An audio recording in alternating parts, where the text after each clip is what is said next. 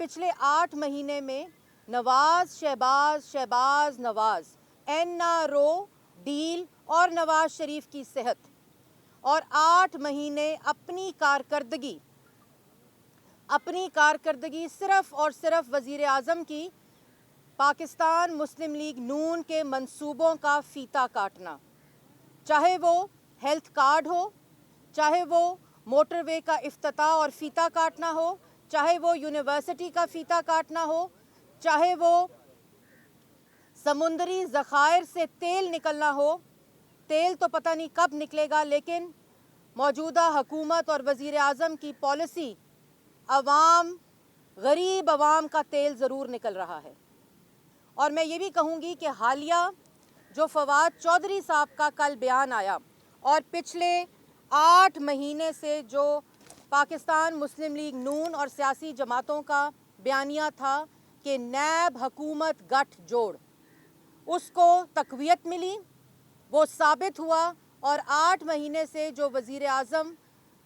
और उनके तर्जुमान खुद साख्ता तर्जुमान बने हुए नैब के, वो साबित हो गया। फवाद चौधरी का बयान कि नवाज शरीफ साहब प्ली बारगेन कर लें नैब के साथ तो वो बाहर चले जाएंगे, और शहबाज शरीफ साहब का जो अदालती हुक्म आया है कल के ECIL से नाम निकाल दिया जाए, और जो लाहौर हाई कोर्ट का शहबाज शरीफ साहब का फैसला है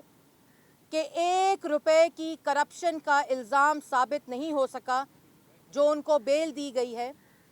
और ये कहना फवाद चौधरी साहब का कि हुकूमत अदालती फैसले के ख़िलाफ़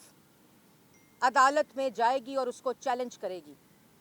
क्या फवाद चौधरी साहब नैब के तर्जुमान हैं? और अगर हैं तो नैब के चेयरमैन को बाज़ाब्ता तौर पे फवाद चौधरी साहब का नोटिफिकेशन जारी करना चाहिए। उनको वैसे उनकी अपनी नौकरी ख़त्म होने वाली है,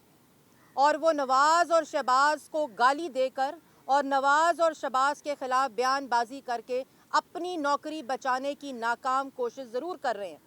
लेकिन चेयरमैन नैब को वजाहत करनी होगी कि क्या फवाद चौधरी साहब जो उनके बिहाफ के ऊपर बयानबाजी कर रहे हैं और ऑफर्स कर रहे हैं ऑपोजिशन को कि प्ली बारगेन कर लें तो आपको बाहर जाने की इजाज़त दे दी जाएगी या आपको माफ़ कर दिया जाएगा, हर कार्रवाई के ऊपर फवाद चौधरी साहब और वज़ीर आज़म पाकिस्तान असरअंदाज होने की कोशिश करते हैं। तो एक तो चेयरमैन नैब जो हैं वो वजाहत दें कि क्या फवाद चौधरी साहब उनके तर्जुमान हैं, और अगर हैं तो उनका सरकारी नोटिफिकेशन जारी कर देना चाहिए। अगर नहीं है तो चेयरमैन नैब को इसका नोटिस लेना चाहिए, वरना नून अकाउंटेबिलिटी ब्यूरो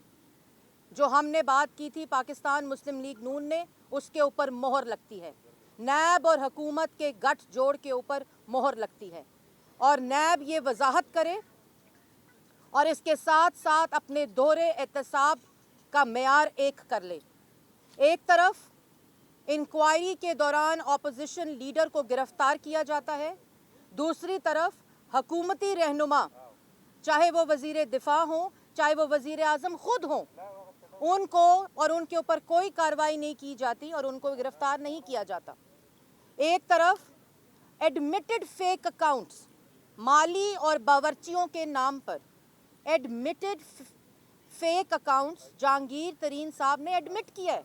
कि मैंने माली और बावर्चियों के नाम के ऊपर फेक अकाउंट्स बनाए हैं। वो काबीना को ब्रीफिंग देते हैं एग्रीकल्चर रिफॉर्म के ऊपर,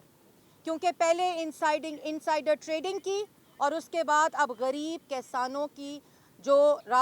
दिन रात की मेहनत है उसके पैसे को भी एक फेक अकाउंट्स, मनी लॉन्ड्रर और करप्ट इंसान के हवाले करके वज़ीर आज़म अपनी साथ वाली कुर्सी पर बिठा के ब्रीफिंग दिलवाते हैं काबीना को। क्या ये तौहीन अदालत नहीं? और एक तरफ अलीमा बाजी, जिनके वालिद सरकारी अफसर, जिनके हस्बैंड सरकारी अफसर, उनके अकाउंट में अरबों और खरबों, लेकिन अलीमा बाजी के ऊपर नैब भी खामोश, वज़ीर आज़म भी खामोश, क्योंकि असल में वज़ीर आज़म खुद अलीमा बाजी के फ्लैट्स के बेनामीदार हैं और अलीमा बाजी का नाम इस्तेमाल किया जाता है وہ اس لیے کیونکہ بے نامی دار وہ وزیر اعظم عمران خان کی ہیں، اصل میں مالک ان فلیٹس کے عمران خان صاحب خود ہیں۔ تو نیب چیئرمین کو وضاحت کرنی پڑے گی کہ کیا ان کے سرکاری ترجمان فواد چودھری ہیں، کس حیثیت میں فواد چودھری صاحب نے نیب کے بہاف کے اوپر بیان دیا، اور اس کے اوپر نیب بھی خاموش، حکومت بھی خاموش، کابینہ بھی خاموش۔ اگر فواد چودھری صاحب نے ہی آفرز کرنی ہے اپوزیشن کو، اس قسم کی جھوٹی ایک الزام ثابت نہیں ہو سکا کرپشن کا۔